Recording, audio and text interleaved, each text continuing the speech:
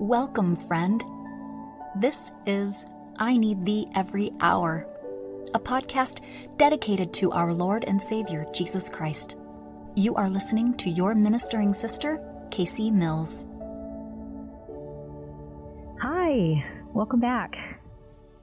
I have a listener who specifically requested that I talk a little bit more about parenting. I know that she is a busy young mom of now 4 young kids, and she is very near and dear to my heart. And I wanted to talk a little bit about kind of parenting as a whole. Obviously I'm no expert. I'm just a little further down the road than she is, I guess you could say. I took some time to ponder and pray on, what I could say, what kind of things have helped me, and more specifically, what the Lord would have me say to her and to all of you, my friends and family. I was first thinking about one time not too long ago, kind of out of exasperation. I said a silent prayer, and I was asking my Heavenly Father basically why my young boys were being so clingy. I guess it was just kind of, just feeling a little touched out, feeling a little needing a moment to myself kind of a thing. Anyway, before you judge me, just know that I love being a mom. I love all my children. I've always wanted to be a mother. It's just sometimes I'm imperfect, and I get moments where I'm not myself, and where maybe I need a little more grace than other times. But anyway, like I said, I took it to the Lord, and I said a prayer, and it was kind of more complaining at first. And I was remembering, gosh, my older kids went through this stuff too, where they're just so clingy, and even maybe once they're to an age where I think maybe they should not be so clingy, or maybe in certain circumstances, it's like, why are they? I could see if like they knew I was leaving, to go do something or whatever. That's totally understandable. But it's like, it wasn't, that isn't what was happening. And so it was frustrating. And I felt the Lord tell me, basically impressed upon me, that I am their safety in every sense of the word. Children are sensitive to things my children are sensitive to things that I am not even aware of, and their precious spirits know that I am here to protect and care for them. And instantly I had this image of me being the protection, the warrior between them and the adversary. Seen and unseen influences, and that their young, tender spirits are so susceptible, and that is what I am here to do, is to teach them and protect them. And I got to thinking, well, yeah, it's no different than if we were out and about somewhere and they felt unsafe, they would come to me for physical safety. And just because I don't understand what's going on doesn't mean that they don't need to be near me, doesn't mean that I'm not still their safety blanket, their shield, whatever the case may be. And that I definitely take that very seriously. I was just thinking about what I've said more than once to my boys at bedtime if they've tried to act like they were scared, or not act like, I don't know, maybe they were, but sometimes kids say funny stuff and you're like, you're not scared, but there's times maybe when they truly are. But I more than once I've said to them, what I say, I'm scarier than anything that you're going to encounter, because that's really how I feel about it. Like, I've seen some pretty scary things in my life. I just talked about, specifically in the last episode, those kinds of things can happen to young kids too. I'm well aware of that. And so I was just like, but I'm but I know me, and I know the mama bear in me, and I don't care, what it is that's going to be trying to scare my kids or come after my kids. I've told the kids I would do whatever I had to do to protect them, whatever that looked like. I would not hesitate. No thinking, just action. So, I was dead serious. I'm like, I might be little, but I am fierce. So definitely I'm scarier than anything that they're going to encounter. So anyway, and I just think that just kind of changed my viewpoint after that anytime that they're being clingy or whatever, I just assume there's a reason why they need to be near me, and I need to not be annoyed about it. And I need to just soak it in and be their protection, be their comfort, be whatever it is that they need me to be. That's my job. And so, yeah, I also felt very honored, that the Lord would entrust me with the protection of some of his choicest spirits is how I feel about my children. So a couple of things that besides being patient when your little ones are being clingy and taking it to the Lord, as always, anytime we're feeling any kind of negativity as a mother or as a parent, not just mothers, take it to the Lord for sure. I just had a few thoughts come into my mind that I thought is really helpful, was and is really helpful for me because I still have little ones. The days are long, but the years are short. I've heard different variations of that, and I do like that because it is true, especially when your kids are really little. It does feel like each day just goes on for years, but it's like all of a sudden they're a year old. All of a sudden they're 5 years old. All of a sudden they're 10, it's crazy. It's crazy how the time goes by long, but also short too. And so when you're dealing with little ones, it's helpful to just remind yourself of that. Like it's gonna be long days, but knowing that it's temporary and reminding yourself it's temporary. And I remember one of my sisters saying to me, it's a season. It's just a season in your life, a season in their lives. And it's eventually things are gonna change, and you won't always be dealing with diapers and middle of the night feedings and all the fun stuff. Another thing that I remember felt like a bit of inspiration from the Lord was this basically saying, imagine the kind of person that you want your child to be in 5 years, in 10 years' time. How do you need to be nurturing them, raising them, disciplining them, teaching them? How do you need to be doing that right now so that they can become who you want them to be however many years down the road? Like specifically thinking of that child, that age, okay, if I want them to be honest, well, then I need to instill honesty in them now. If I want them to be responsible, I need to instill responsibility in them right now.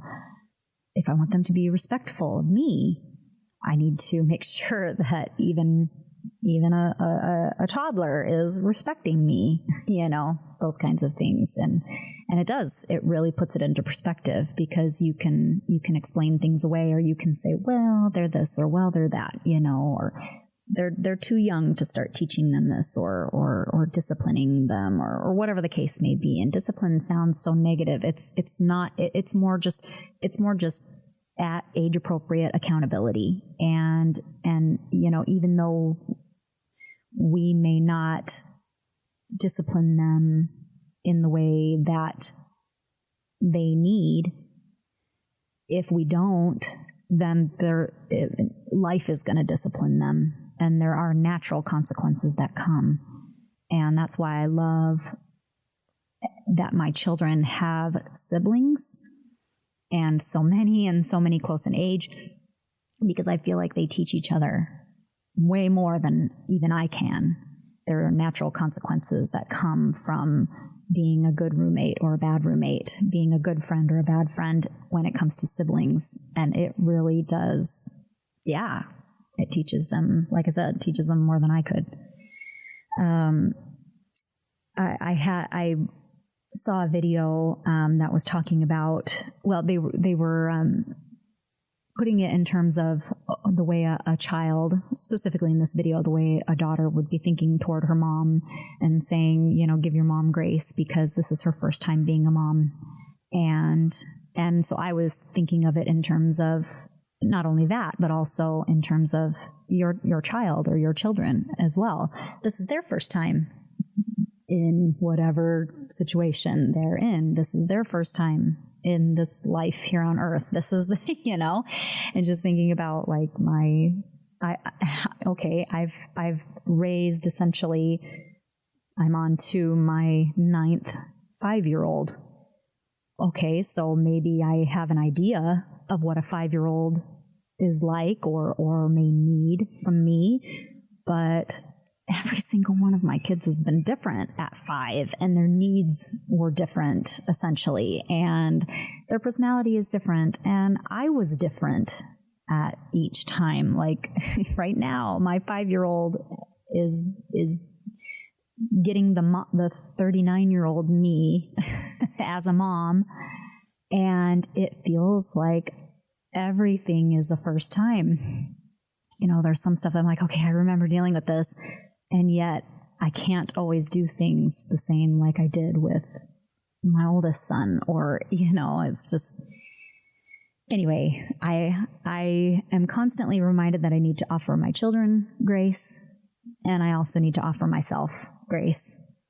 And even just having that kind of perspective, I think, is very helpful. It tells me that I can't be rigid, was the word that came into my mind. Life will force you to be flexible, basically. And I do often feel like the Lord wanted me to have so many kids so that I would be forced to let go of the illusion of control. Because you really do have to have a certain amount of flexibility when you have as many kids as we do, and I got to thinking about each one of my kids. For those of you who are not caught up, I am the mother of 8 and stepmother of 1. So that's where the 9 kids comes in. I have 5 from my previous marriage and 1 stepdaughter from my husband's previous marriage, and I have 3 with my husband. And so that's where that all comes from. My oldest is my only son from my previous marriage, and he is 17. And my experiences with him have been eye-opening every step of the way. He's really taught me a lot, and I've, they talk about your first being the guinea pig, so to speak. And I just think he's a pretty forgiving kid, and a very, he's just always been an old soul. And I felt pretty spoiled with him from the get-go, and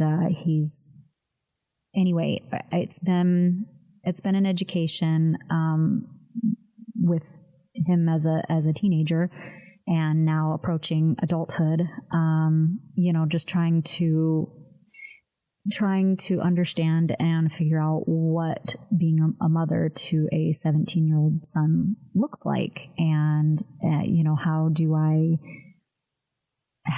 I mother him properly? How do I show him respect but still, guide him? I just have to defer a lot to my husband on things, and I have to defer a lot to the Spirit on things with him. And there's been a lot of times where I've wanted to handle things a certain way, and the Spirit has restrained me. And I've been almost immediately, glad that I was restrained by the Spirit, because, I'm not perfect, and you want to handle things a certain way, or maybe you default to a certain, tactic or whatever you want to call it. But then when it comes down to it, the Lord knows him best and knows how to help you to be the right kind of parent to each of your children. And so I'm still learning, and the Lord tells me when I need to step in and, be a mom, and when to kind of step back and let him figure things out, a bit, but still making sure that he knows I'm still there. It's kind of hard. It's kind of scary to think about him going into adulthood. I had a suspicion that he was maybe wanting to go live with his dad after graduating, and he hadn't said anything to me about it, but I kind of just, like I said, I had my suspicions, and I was very concerned about it. But like a lot of times, I've felt like I needed to just, let him make his decisions and support his need, however that may look, his need to connect with his dad. And after, like I said in a previous episode this season, him and his sisters had a bit of a falling out with their dad. He kind of was showing his true colors a bit and upset the kids. And so my son actually told his stepdad that he no longer wants to live with his dad after graduation. And the relief that I felt from that was immense.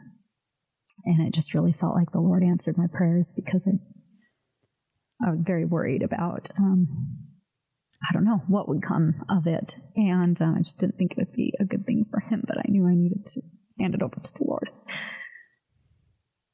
And so I'm really grateful. I feel like he's on a better trajectory right now, and he has a lot of good male role models in his life. And as he goes back to school, I got to meet one of his teachers, and I just felt really strongly that this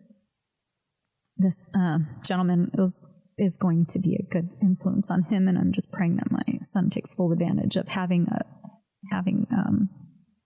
a good example and a good influence at school.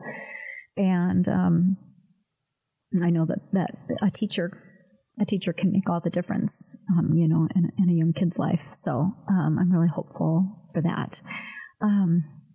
I could go on and on about each of my kids. I mean, I even got to meet my oldest daughter's a teacher that she's going to have, and she seemed just exceptional as well. And I just felt so comforted. Like, this is what my kids need right now. Like, they are in this prime position, and I'm so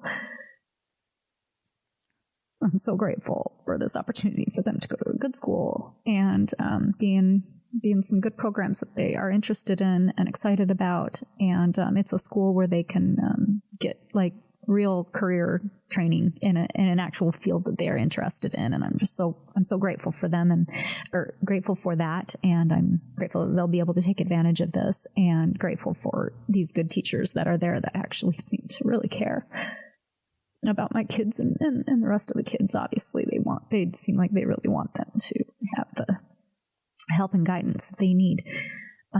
So I'm praying for them, and I'm praying for my kids. And my second oldest daughter she had gotten really, really burnt out. She's extremely introverted and a very private person. And she needed, she's been needing to cocoon, basically, is what she's been doing. All of my kids have kind of done that to a degree here and there recently, just kind of needing to just hide out a bit. And I felt strongly that I needed to let them do that. It's hard because the world says you got to do this or you got to do that. And I'm just grateful that I live somewhere where I have so much freedom when it comes to my kids' schooling, that those that, want to go into a physical campus can, and there's an option of a school that's safe for them to go to. And that also, those that need to be home more are able to do that. And I just think it's been so good, for those of my kids that have needed to be home. They seem like they've really been able to recharge. When you think about what happens when a caterpillar cocoons, and sorry,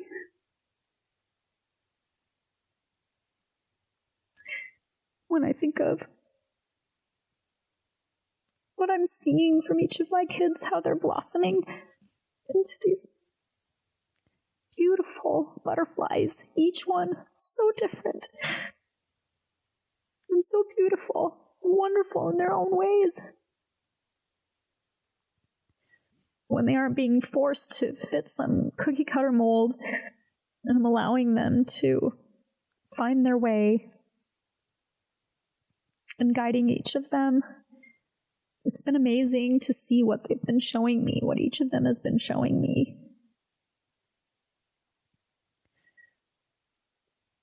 And I know that there's times when I'm like, maybe I should do this, or maybe I should do that, or maybe, and being prayerful about every little thing has really, really helped me big time. And I know I've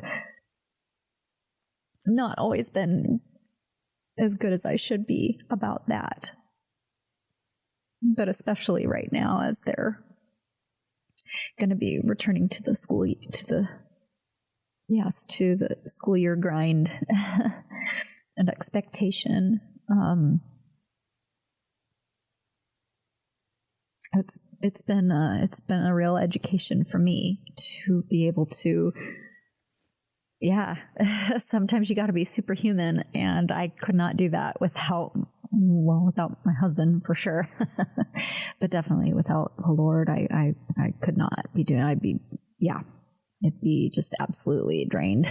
And some days I am anyway, but anyway, I hope all of you are able to return to the school year grind in a way that works for you and your kids. And if you're feeling like you should be changing your kids' situation, whatever the case may be, don't hesitate. Follow those promptings. If your kid needs something from you, if they need a different teacher, if they need a different school, if they need to be homeschooled. I mean, I think some people think that you make these kinds of changes and it's permanent and you can't ever change it again. No, my kids have, tried online and then switched to a different online school, and then, did at campus, but then switched to a different campus, and maybe they had a teacher they didn't like, and I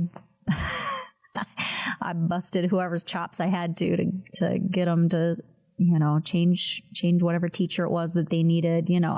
My kids know I absolutely will go to bat for them. I do expect them to do well.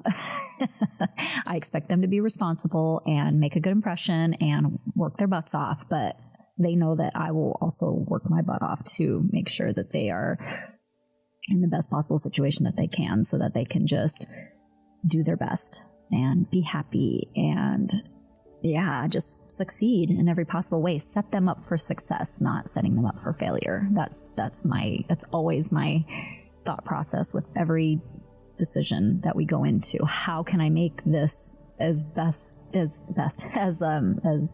successful of a situation for them as I can? Each kid, right? Because as you know, when you have children, each one is different. They don't come with their own manual. So the Lord will help you every step of the way if you're turning to Him. So, anywho, all right. Well, thanks for checking out the show, and I hope you got something out of it. And we'll talk again soon. Bye-bye.